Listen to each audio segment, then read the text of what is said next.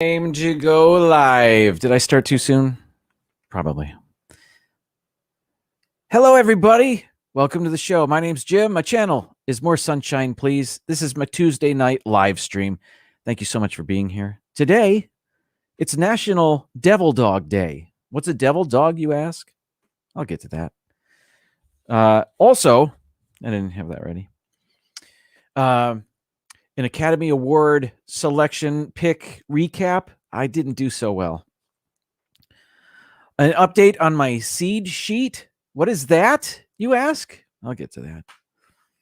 And a top 15 list. Yeah, so should be fun. Happy birthday to Joey from It's Joey's World. I think he's having a birthday stream right now. Happy birthday, Joey. Let's see who's here.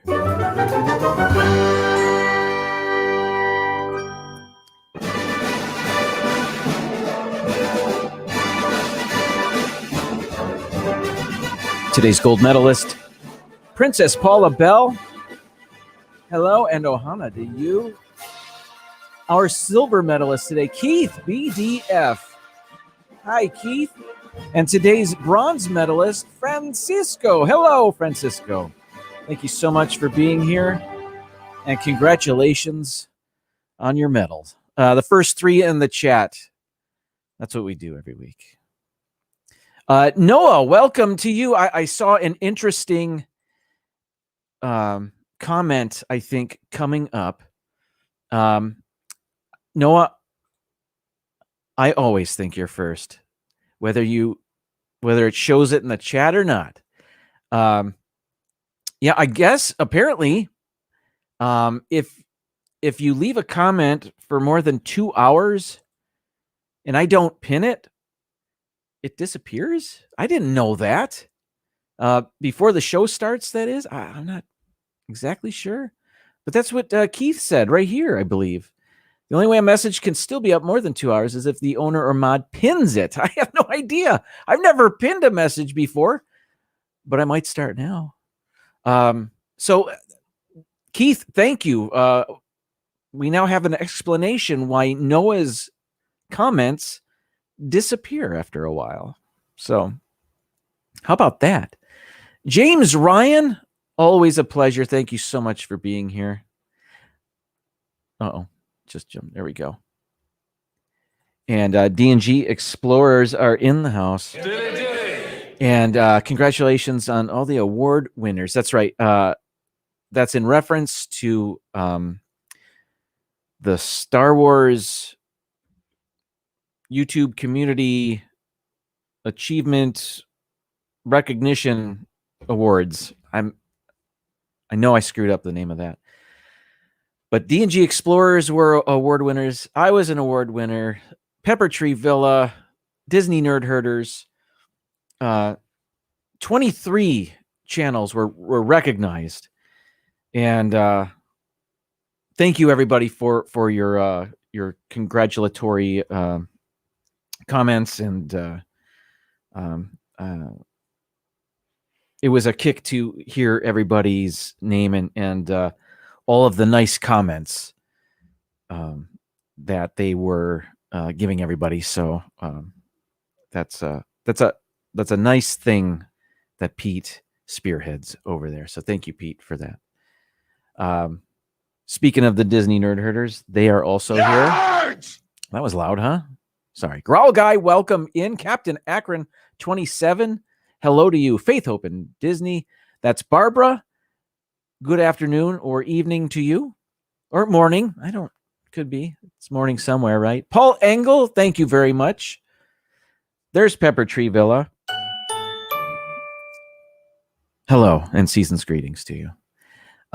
So let's get into the show. Where am I? Let's do that. Okay. So let's do this quick because I did so poorly. Rob Fuzz and Adam's Land and Disney Dan, they do an Oscars show. They're all movie fans. I'm a movie fan. But on Rob's show, they have a pre-Academy Award ceremony show where they pick who they think's going to win the awards. And being a movie fan myself, I was always interested in that. And I still am, although this year I've seen fewer movies, especially fewer of the nominated movies than I've ever seen before. You see me setting up my failure, my story of failure, because out of the 23 awards, I correctly picked 7, which was good enough for second to worst, which I'm okay with, but I never did that poorly. But again, no excuses. It's just fun to do it. Again, I didn't know. Here's what I did.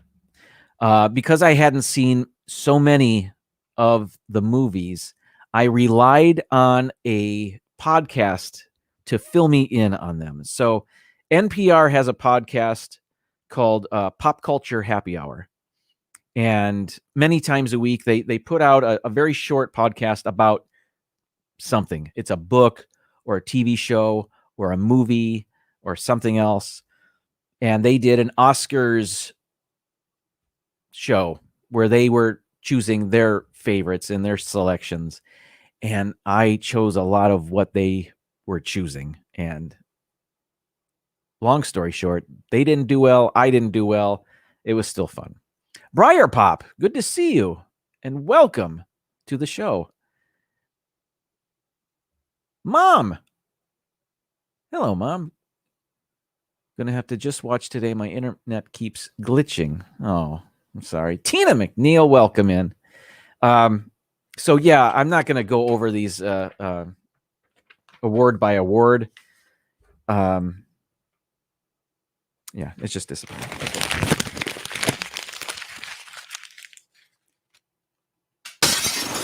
Okay. Next, let's do a little bit of this date in Disney history. There wasn't a lot really I wanted to mention, so I'm going to get this out of the way. I don't have any pictures to go with this because I want to do it really quick, and frankly, I didn't have time to get the pictures for it.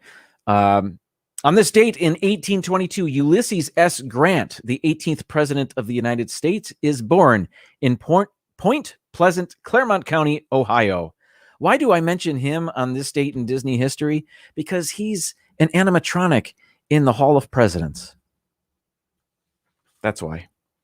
I mean, he was portrayed by actors in Disney movies. Actor Hayden Rourke portrayed Grant in Disney's 1963 television presentation Johnny Shiloh, about a Union drummer boy who runs away from home to join his hometown unit during the American Civil War. I'm not familiar with that. Is it on Disney Plus? It doesn't matter. I'm not going to watch it, but well, maybe I would. I'll never say never. But certainly he was a celebrated Union general during the Civil War. Went on to become 18th president of the United States and has a chair in the Hall of Presidents. He's seated. How about that? J&N Travels. Happy Tuesday to you. Thank you so much for being here. Next. In 1951, Disney's Goofy short, Cold War is what it's called, is released. Goofy learns that a cold is nothing to be sneezed at. So it has nothing to do with the Cold War. It's a play on words using, again, at 1951, the term Cold War, thinking that Goofy was going to be the cause of a atom bomb attack. I don't know. He had a cold, I guess. So, what is this? 1960, Disney's 17th and final People and Places short, The Danube, is released in CinemaScope. The people who live along the Danube, Europe's second longest river, are the focus of this film. Never heard of it? Not familiar? Does that make me a bad Disney fan? Maybe. It's a little bit before my time. Is that on Disney Plus? In 1962, actor and playwright Patrick Page, who I'm not familiar with. Again, I'm not familiar with anything I'm reading about, except U.S. Grant.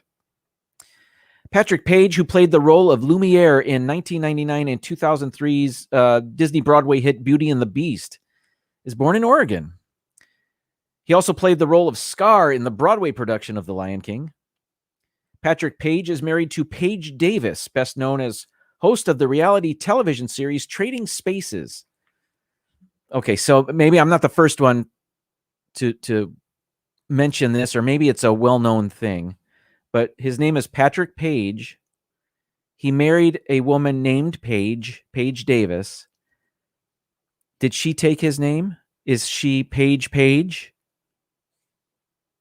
I don't know. She played Babette the Feather Duster in the National Touring Company of the Broadway musical Beauty and the Beast. Haven't seen her. We used to watch Trading Spaces that first season, actually multiple seasons. We watched it quite a bit. Yeah,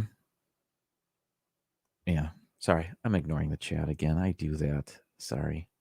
Innocents Abroad, welcome in. I was at General Grant's inaugural.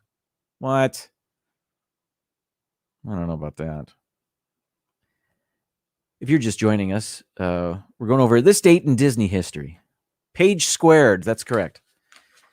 Let's see. In 1994, The Lion King, the original motion picture soundtrack. The soundtrack is released. Sorry, I didn't read this ahead of time.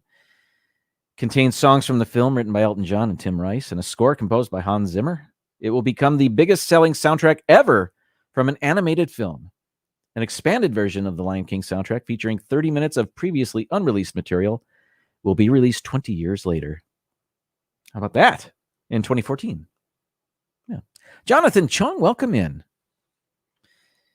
Jonathan Chong did well in the Academy Award Pick'em game. He tied for second place. I tied for second to last place. No, I didn't tie. Nobody was near me. I was just in second to last place all by myself. Bill, Magic of the Mouse Radio, welcome in. Yes, you heard soundtrack. It is the anniversary of the release of the Lion King soundtrack. Walt is here. Mouse Talk, welcome in. Did I just say that? Or did I just see it and ignore it? And then I said it? Never mind. Walt, hello. And on this date, in 2018, Avengers Infinity War opens in U.S. theaters. It's the sequel to... you know what Infinity War... Okay. Okay. Happily... Sorry, let me start over. Happily Ever Yachty, welcome in. I hit my microphone there. Okay. Okay. Today... You know, I like to celebrate ridiculous things. If there's a national whatever day, I'm celebrating whatever. If it's tasty, that is. What I'm getting at is today is National Prime Rib Day. I heard about that on Pepper Tree Villa's live stream last night.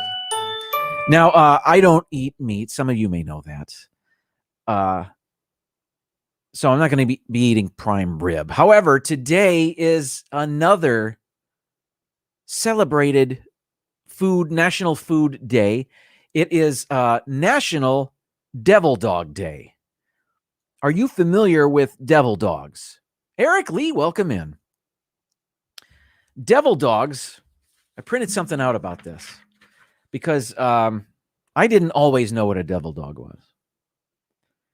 A devil dog is a cream filling between two layers of cake. Okay, so that's well,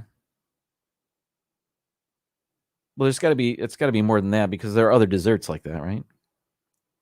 It's okay. So this holiday, by the way, I do have devil dogs here with me. I'm going to try them. I've never had one. This holiday pays homage to the namesake food item from Drake's Foods. This day also honors the Marine Corps service members who initially earned the nickname Devil Dogs. Okay, so we got a couple things going here. Devil Dogs are a desserts treat. I'm not going to hide them anymore. Here's the box of Devil Dogs. Drake's Devil Dogs. Oh, there you go. Here they are. Growing up, I was not familiar with Drake's dessert pastries or whatever. Here's Drake's since 1896. You can see that there. I'm not that familiar. The box apparently didn't always look like this. It's the new look, but same great taste. So these are devil dogs, and they look like any number of Hostess snack or Little Debbie snack or Entenmann's snack, whatever. It's two devil's food cakes, and there's cream between them. Devil dogs, but they're named after a Marine Corps unit from World War I. All right, let's see. Okay, let me read it. These delicious cream-filled treats apparently got their name from the Marine Corps. Although these origins cannot be verified. Okay, never mind what I just said. Apparently, somebody's making this up. Danny, welcome in Griswold Family Vacay. Congratulations on your milestone. Let's see. Apparently, the Germans dubbed the U.S. Marines as devil dogs during the First World War for their absolute persistence and determination under fire. This phrase gained immense popularity, appearing on a U.S. recruiting poster, in poems, and songs, in movies, and even as sports teams' names. This nickname also inspired this cake. Devil dog. Anybody have devil dogs there? Let's see. Somebody just Tina says Drake's may have originated up here in the north. Let's see. It's got a P.O. box on the back. It says McKee Family Bakery. The P.O. box is in Tennessee. I don't know. I'm sorry. I was reading the box. But I do know, I think Drake's went out of business and then they were bought and then sold or something like that. There's a history. Oh, let's see. It might be right here. I should have read this beforehand. All right. Howard Leslie Sobel used to keep devil dog cakes in his cupboard, a practice his grandson, Sean Alexander Sobel, greatly enjoyed. He would look forward to finding them in his grandfather's cupboard, taking out one for each of them to eat together. This treasured practice soon spawned a family tradition and inspired Sean to found National Devil Dog Day to honor his grandfather's memory. Hostess Brands, I've heard of Hostess Brands. The American Baked Goods Company owned Drake's. Okay, so Hostess owned Drake's, which originally came up with the concept for devil dogs. Drake's went bankrupt in 2012 and were purchased by another snack food and granola manufacturer, McKee Foods Corporation. That's who's on the box here. The very next year, this company reintroduced multiple top-selling products, including Ring Dings, Yankee Doodles, and Devil Dogs. I'm not familiar with any of those, except they have Ring Dings on the back of the box. There's the nutrition information for you. Anyway, enough of my yakking. I'm going to bust this open. And I'm going to have a bite of a devil dog. I'm going to get the whole thing. Here we go. Pete McDevitt, welcome in. I need a sound for Pete. Certainly there's no shortage of what I could come up with. What do I have? Okay. Now, there's a devil dog. Today is National Devil Dog Day. I'm not just eating for the sake of it. I don't normally eat on my live streams. I mean, the entire live streams. I eat on every live stream, but okay. So, all right.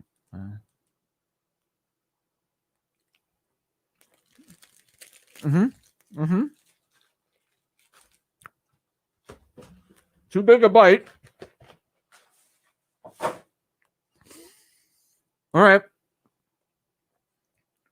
Listen to some music.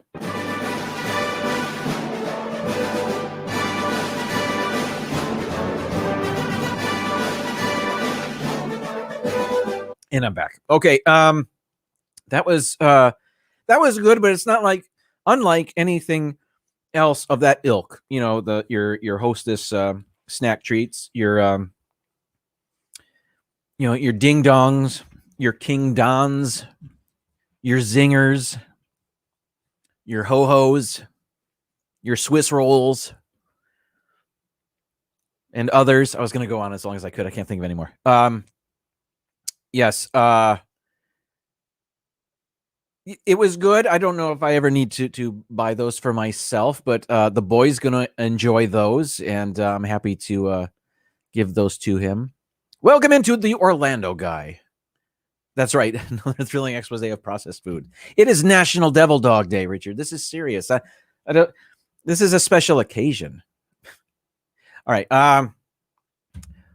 While I was at the store, yes, I'm going to eat something else. I saw these. All right. No, I saw these Planters cheese balls. Now, I'm not going to eat these necessarily. I've had these before, but this container looks like it's from the 1980s. And are you guys familiar with this product? And if so, I know my grandparents had these all the time. Mom, do these look familiar to you? Perhaps you see these in the store all the time, but I have not. But these are, just they're cheese puffs. What I have never seen before, though, is this version of the same thing, blazing hot cheese balls. So yeah, enough of my yakking.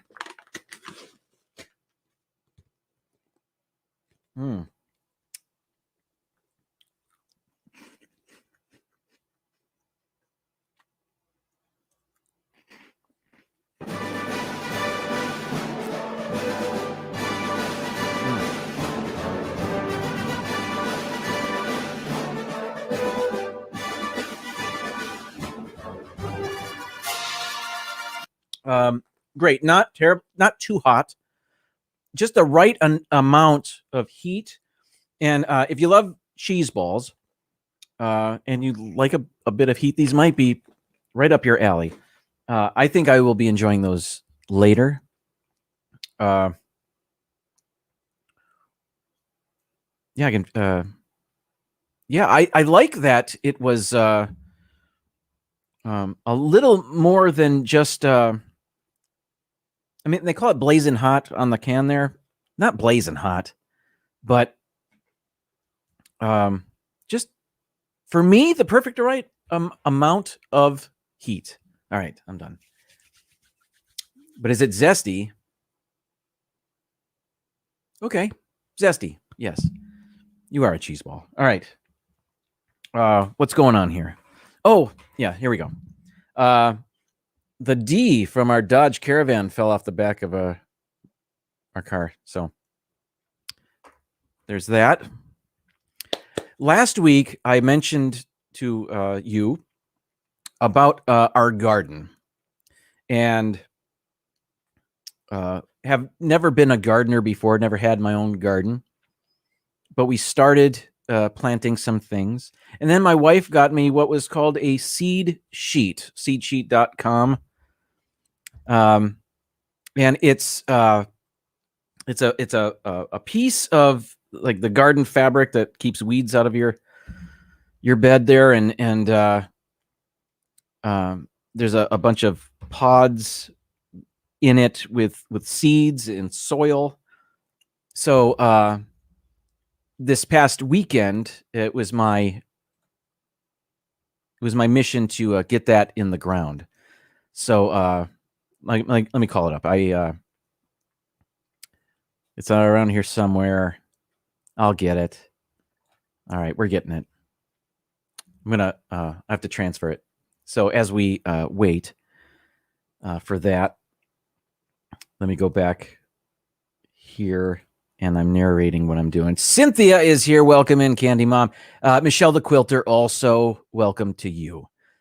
Thanks everybody for being here, and again, happy birthday to Joey. It's Joey's World, the birthday boy. All right. Halfway there. I made a video. That's what I'm waiting for. I made a video showing you the installation of the seed sheet. And this video was recorded by the boy. He did a great job. Almost there. Still waiting. Again, I was running short of time. I should have done this earlier, but I didn't. What are you doing? More waiting music. All right, it's done. Okay, so let me call it up. I'm going to share video file. I don't have to narrate. what I'm doing. But I feel I need to because there's silence now. It's here. There it is. Here we go. So this is our garden.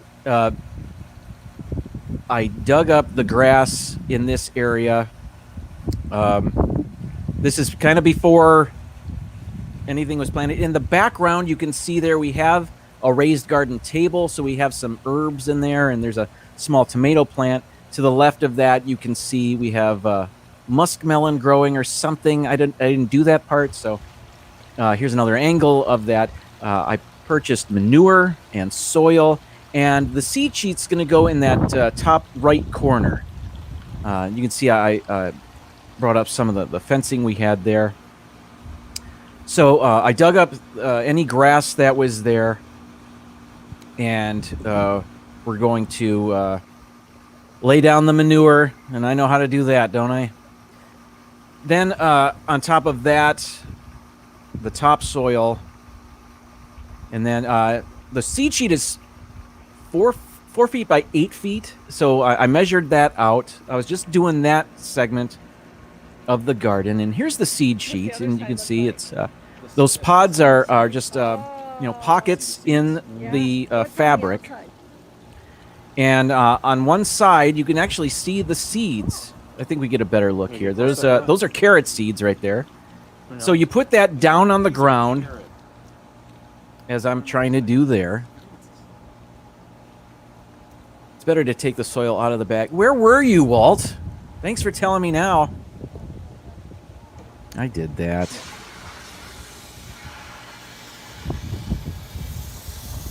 Sister Sunshine. Happy Tuesday. The floppy hat was necessary, Richard. It was hot and sunny, and I burn like a piece of toast if I don't have that hat. And it's not floppy, I'll just say. I see lifeguards on the beach with that hat. So I got one myself. I thought it would make me look cool. Okay, so here we go. I lay the seed sheet down, and then in each corner and in the middle of each side of the seed sheet, there's a tiny little hole where you pound in these stakes, so the seed sheet is in place and it doesn't blow away. So that's what I'm doing here. Enjoy. Sherry, awesome. Sunsets, welcome in. Sherry is going for her watch hours. I know I was playing back her playlists for a couple days. I hope you're getting very close, Sherry. All right, now, next step. The seed sheet is down. The instructions said to water each little pod for 5 seconds. And then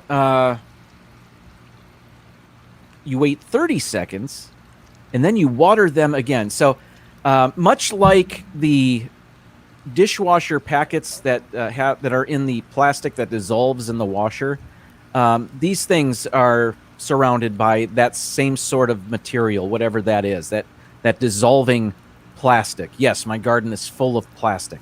I don't know what it is. Maybe it's vegetable based. I don't know. I'm hoping.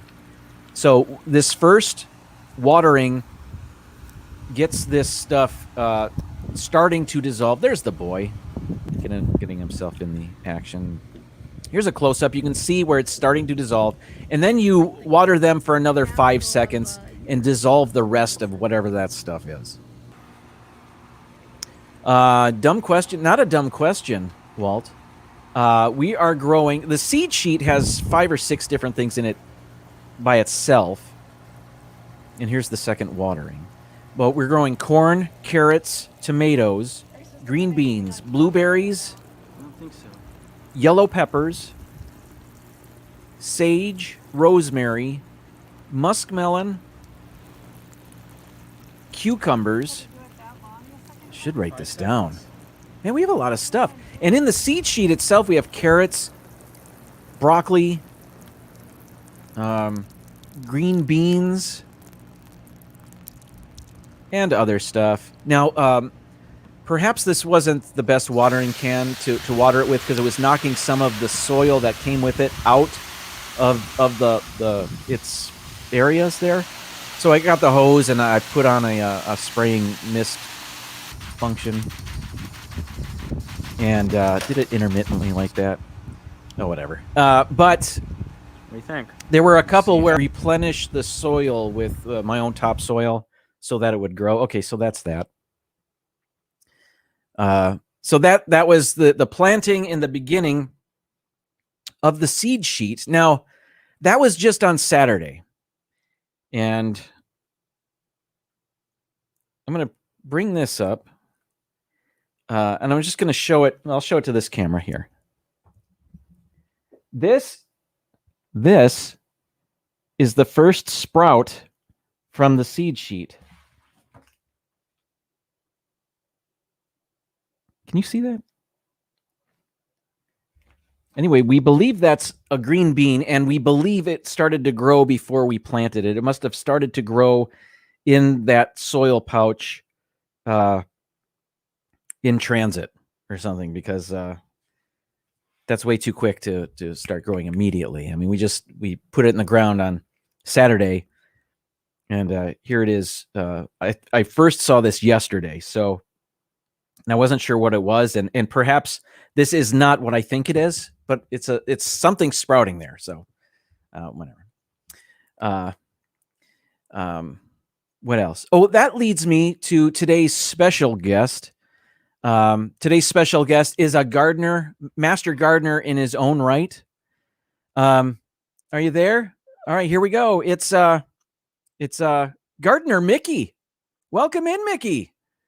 Mickey does a little song and dance. Hang on.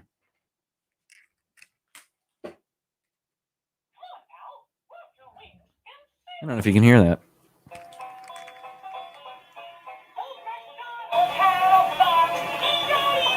He's singing Old MacDonald. On this farm, he had some chickens. That's why he's doing the chicken dance.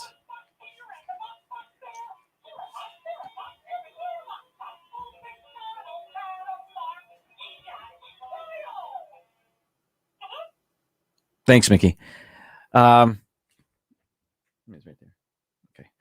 Okay. So yeah, there's that. Look at the mop I have. I'm planning to go get a haircut soon, but I don't know when. Maybe tomorrow.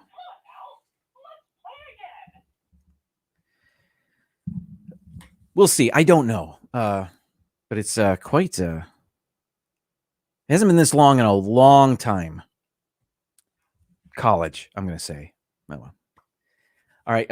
What's next? Oh, let's do this top 15 list. And I think I don't remember, but I think I put this on the thumbnail for this show. I've got a top 15 list, and I realized I hadn't done a Disney show in a while, or I haven't been doing many Disney top 15 lists.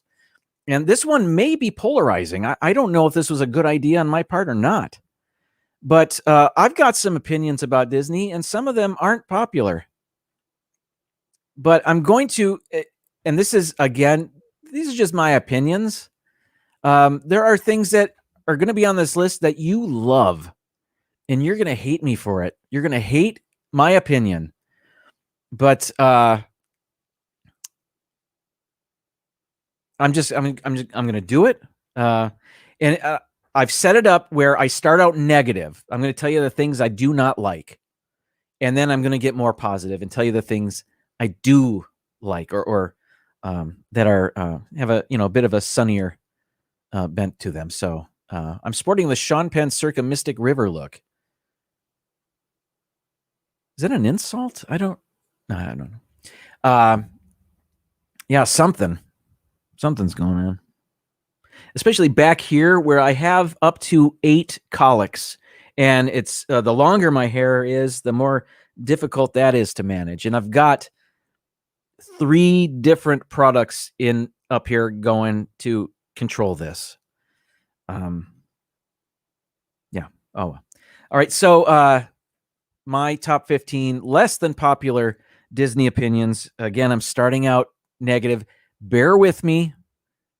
I don't remember what's first. Okay. I've mentioned this before. Number 15, Dole Whip is underwhelming to me. Now, people love the Dole Whip, and I wanted to love the Dole Whip. However, and I tried it years ago, and I just thought, well, it's okay. I really don't know what the big deal is. So I thought I must have missed something. Either I got a bad batch or I got the sugar-free one. I don't even know if they have stuff like that. But just a couple years ago, I went back. I said, I've got to try the Dole Whip again. And I was right the first time. It's not as flavorful as I want it to be. I really wanted to love the Dole Whip. And it's not bad. It's not bad. It's just not great. So my first unpopular Disney opinion is the Dole Whip is underwhelming. And I confirmed it with myself. Multiple sources, and that's me twice. Dole Whip is underwhelming to me. So that's the first one. I hope you are still there, but I see some of you are agreeing with me. Yadi loves it, and she's not alone. The Dole Whip is one of the most popular snacks. It's just not one of my favorites. Michelle and I see PTV mentioned the citrus swirl. I do love the citrus swirl better. It is just a much more flavorful. It's a lot of people say it's sour or it's not. It's tart. It's real. It's made with real orange juice and real ice cream. Frankly, the Dole Whip is non-dairy. I don't know what that is. Oh well, but yes, we're a citrus swirl family. Hawaii's Dole Whip is strong. I know they have Dole Whip floats, and there's a Dole Whip, the version that comes on a upside down cake or something. And I wouldn't mind trying those, I guess. But let's move on. James Ryan loves the Dole Whip too. Number 14. Again, these are my unpopular Disney opinions. The Toy Story movies are fine, but I don't love them. Some people love them. They're their favorite movies, favorite Pixar movies. I just, they're okay. And there's 4 of them. And I've mentioned this before as well. They kind of all sort of have the same story where, and my joke is, the story is, we're not where we're supposed to be. We got to get back. And every Toy Story movie is like that. And frankly, there are a lot of Pixar movies that are like that. We're not where we're supposed to be. We've got to get back. And I suppose if you're, toys owned by little kids, toys get lost. You want to get back to your kid. But yeah, just they're fine. I don't hate the movies. I don't hate watching them. They're enjoyable. Just I don't love them. There's not a love there for me with the Toy Story movies. Barbara, I'm sorry. I'm sorry. I knew this would I'd turn some people off here. But yeah. Sherry, they grew on her. I gotta say, we watched the 4th one recently. I want to say last week. We put it on for the girl. She picked it. And I like Ducky and Bunny. I like those guys. And I like the song they were singing. We gonna get a kid. I like that one. That one made me laugh. And they're voiced by Key and Peele, which was cool. Next, number 13 on these are my unpopular Disney opinions. Okay, Space Mountain's a favorite. And I like it, but truly Space Mountain is a subpar Disney roller coaster. There are better ones. There's better ones at Magic Kingdom. Big Thunder Mountain Railroad is a better roller coaster in my opinion. Now, nostalgia bumps up Space Mountain a lot. And if I have the opportunity to ride Space Mountain, I am never going to pass. Do you know what I mean? I'm always going to ride it. I love roller coasters, and I like Space Mountain a lot. It can be a little jerky. It's a little rough. It's all indoor, and it's pretty much all in the dark for the most part. It's all in the dark, and I kind of like to know where I'm going. I like seeing things fly by. My favorite Disney coaster is the Incredicoaster out in Disney's California Adventure. That is an amazing roller coaster. There's so much to see. There's nothing to see on Space Mountain. Again, I like it. I will always ride it. I'm glad we have it. It's just not the best. I know Derek loves it. Gregory loves it. But I see I'm not alone here. It could be a little smoother, but and they can, the one in California has a Star Wars theme to it. They've got music and there's projections or something. I don't remember, but it seems like they could do just a little bit more with it. Just something to see. They got a blue tunnel and then a red tunnel, and that is it. Well, I do like the upside down astronauts. So, James. Again, I'm a local for the most part, so I've been able to ride Space Mountain a lot. But and I suppose if I were traveling from a great distance and vacationing, I might feel differently. But Big Thunder Mountain's better, and maybe even Seven Dwarfs Mine Train. I don't know, but the boy and I did a video ranking the roller coasters a few years ago, the 4 Magic Kingdom roller coasters, and Space Mountain was second for us. So we both like it. Well, actually, it was second for me. I think it was for him too. Oh, let's move on. Next. Number 12. I don't want to collect Disney pins. I have Disney pins. I have been given Disney pins and I cherish them. They're awesome. I just don't want to collect them. I can't allow myself to love Disney pins and collect them because that's a never-ending collection. It would be expensive for me. Frankly, there are other things I want to spend my Disney dollars on. Again, I love the pins I have. I do. They mean a lot to me, but I don't want to be a pin collector. There are some amazing pins out there. There's some really cool ones, but it's just not for me. There are a lot of pin collectors out there, so I wanted to be gentle with this one. I don't not like Disney pins. I just don't want to be a collector. That's what it boils down for me. PTV has 5,000 pins. I know Donna Jaworski has an amazing pin collection. Disney Nerd Herders collect pins. D&G Explorers collect pins.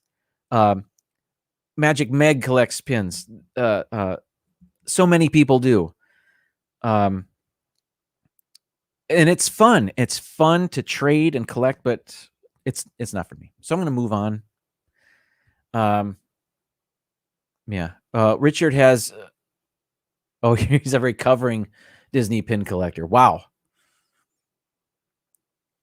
Number 11, Dreamfinder was creepy. Dreamfinder was an original Epcot character. I've got a picture of him here. I don't know how old this picture is. I did it quickly right before the stream. But Dreamfinder was an Epcot character. He was the one that was minding Figment or something like that. I always found Dreamfinder to be creepy. The costume, I mean, that beard always looked super fake to me, like it was some guy in hiding, like he was in disguise. Bob and Ashley, welcome in. I hope you weren't Dreamfinder fans. But Dreamfinder, I thought the costume, not the costume, but the facial hair in the and the head hair, frankly, just wasn't great. I think if they did Dreamfinder now, they might go for a guy that actually has this facial hair and go for more authenticity with the costume. But I just found him to be suspect, Never liked him. Wasn't afraid of him, even as a kid. Wasn't afraid. Just I always thought, Disney can do better, and they ended up getting rid of Dreamfinder. So I must have been onto something. I don't want to say I'm a Disney prodigy or anything like that, but I'm not. But no. So Figment did look terrified. Robert Stack was looking for Dreamfinder. Next, number 10 on my list of Disney unpopular opinions. Cheeseburger pods are meh. Cheeseburger pods, if you're not familiar, you can find them in Disney's Animal Kingdom. Where are we? Here they are. Satuli Canteen is where you can find them. This is the quick service restaurant in Pandora, the land of Avatar or whatever, in Disney's Animal Studios. Cheeseburger pods are one of the things on the menu. It's a bao bun for all intents and purposes, filled with cheeseburger meat or ground beef with, I suppose there's cheese in there. And people rave about these things. I've tried them back before I went vegetarian. I had these because I thought, well, so many people are speaking very highly of these. And I got to tell you, see all the bread there in that bao bun? There's too much bread for me. The meat wasn't terribly flavorful. I found these not so great. And I don't remember them. I don't know if they were dry. Maybe they were dry. It's been a few years. I know I've never gotten them again. I'm glad I tried them, but they're not anything I would recommend. But some people love them. But it does look like bad Taco Bell meat, as opposed to good Taco Bell meat, right? Okay. So next, I think I'm moving on to more positive things. I don't remember. No, not yet. Okay. For those of you that know me, number 9 is character interactions are uncomfortable for me. And I've mentioned this before, so I won't go on forever. But I can't get it out of my head that there's some college kid in the costume pretending to be Gaston or whatever it is. I didn't go there to be part of some improv troupe. I don't want to have to pretend I'm talking to Buzz Lightyear. You know what I mean? So character interactions are, I don't seek them out. I never have wasted, I say wasted. I've never wasted a fast pass on a character meet and greet. The boy is right with me, Bill. Our whole family. I should have had the pictures up, but when we took the kids to Liberty Tree Tavern, and when we took them, I was probably back in 2013 or so, and maybe earlier. And the characters, Mickey and Minnie and Goofy, would come around to the tables. I don't know if it's still a character dining experience or not. But the kids were not thrilled. They couldn't care less. I guess they got it from me. I was oozing that vibe, I guess. So, I don't know. I see Pepper Tree Village says the best interactions we had were with Eeyore and Kenai the Bear. It's because we knew the cast member. That's different, isn't it? Also different if you want to meet BB-8. There's nobody in that costume. That's different. They're not trying to, where are you from? Whatever they do. I don't even know. I can't even pretend to know what they do because I don't do it with them. But I know they're pretending to be Belle or whatever. And I've got to play along. I just want to say, so where you go to school, you go to UCF? What are you studying? That's all I want to talk to them about. But they're Woody or whatever. Okay. I started to sound mad there, right? I'm not. I'm playing a character, aren't I? Okay. James is with me.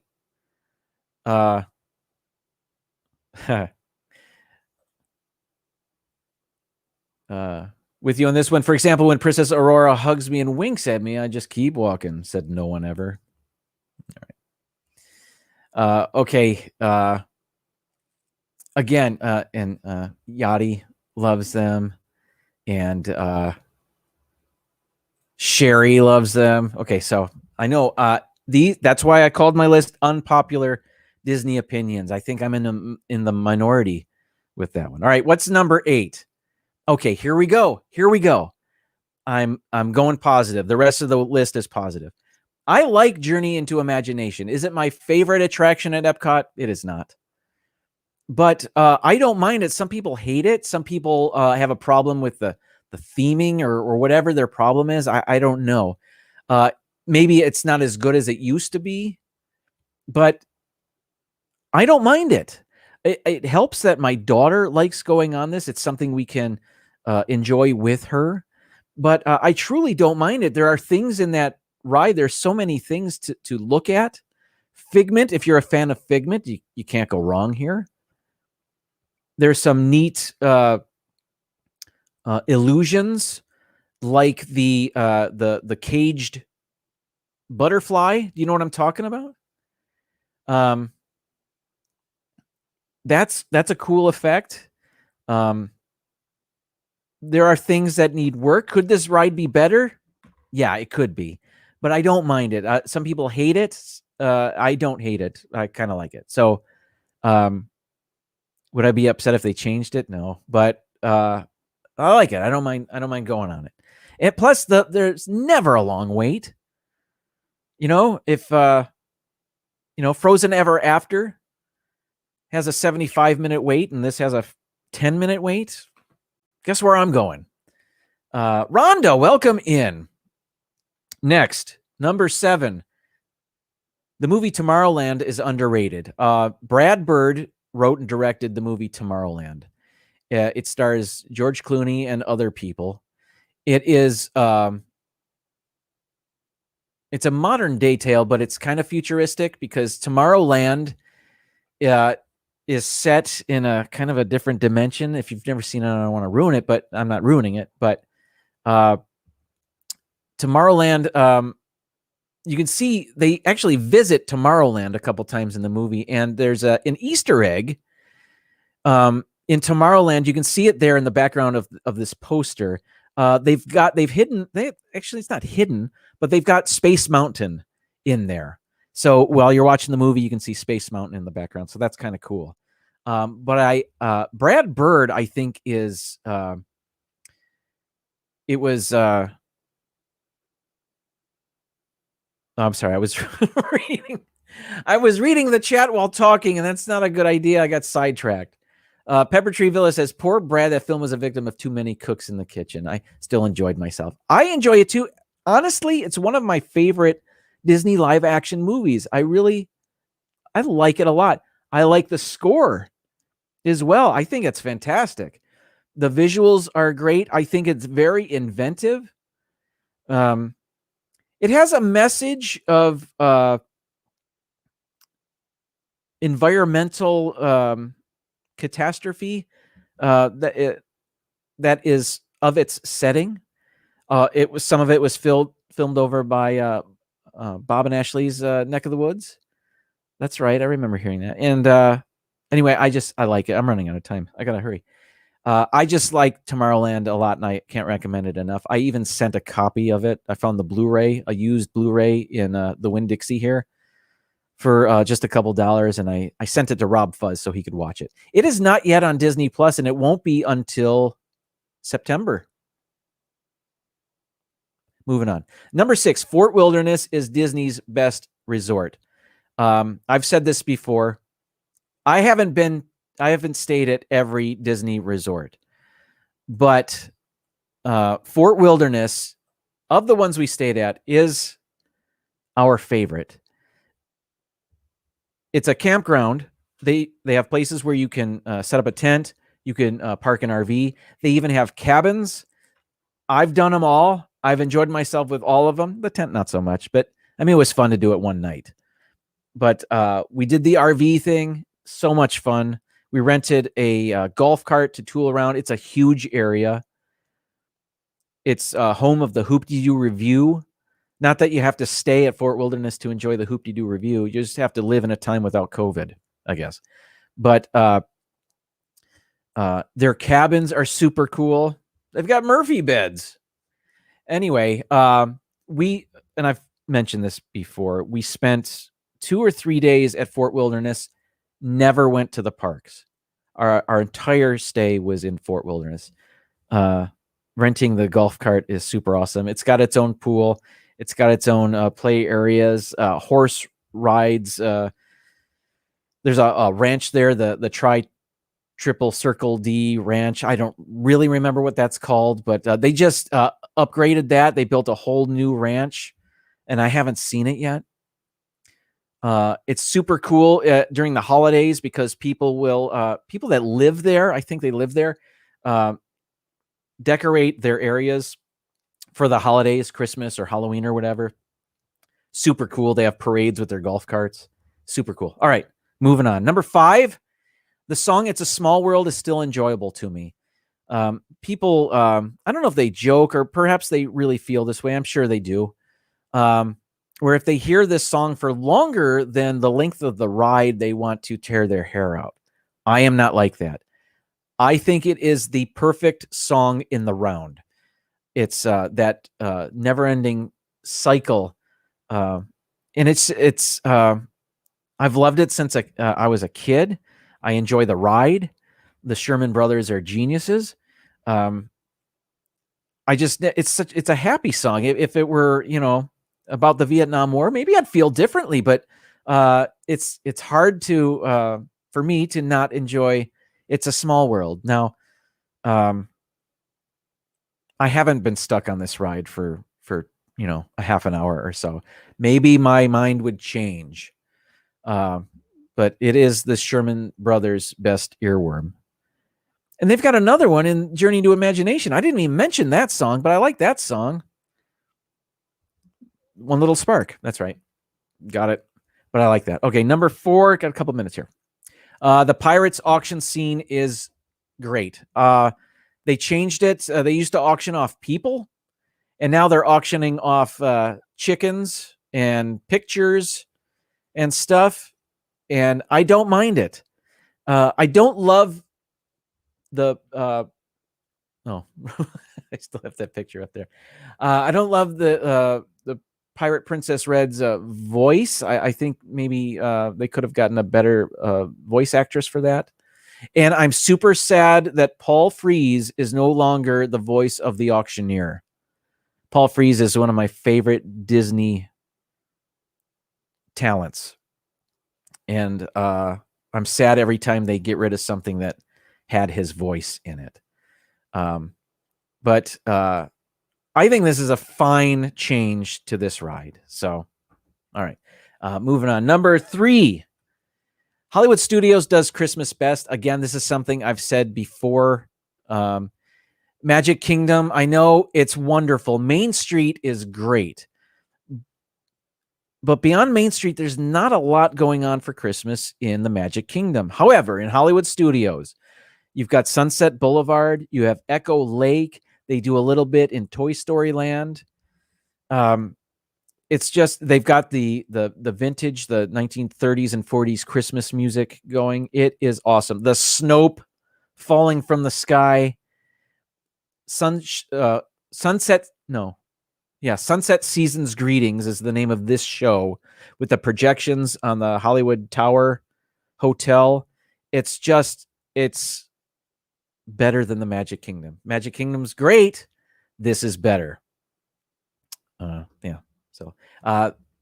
not everybody feels that way. So that's why it's on my unpopular Disney opinion list. Number 2, the best snack in all of Walt Disney World is the chocolate-covered caramel apples. And I thought about this one. I thought, am I just putting this in here because I need 15 of these things? No. This is legit. I'm not sure they're still $9.99. I think they're $11.99 now. But I usually go for the dark chocolate sea salt caramel apples. You can have the cast members chop them up for you. You should not eat them on the stick like that. Have the cast member cut it up if you're going to eat it at the park. That way you can share it. It's much more manageable and clean. But they're delicious. The tartness of the Granny Smith, the sweetness of the caramel, the richness of the dark chocolate is it is the best. There's no getting around that. I can't believe I spend that much on an apple, but really, I would do it every trip there. And they sell apples at just about every park, I think. I think I'm right about that. I think you can get a chocolate covered caramel apple at every one of the Walt Disney World parks. Next, and finally, number one, the Skyliner is better than the monorail. And I say that because it's new. I love the monorail. Sometimes it's not as clean as I want it to be, but the Skyliner is it's new. It gives you awesome views. It is if you don't know what I'm talking about, where have you been? Let me get the apples off of there.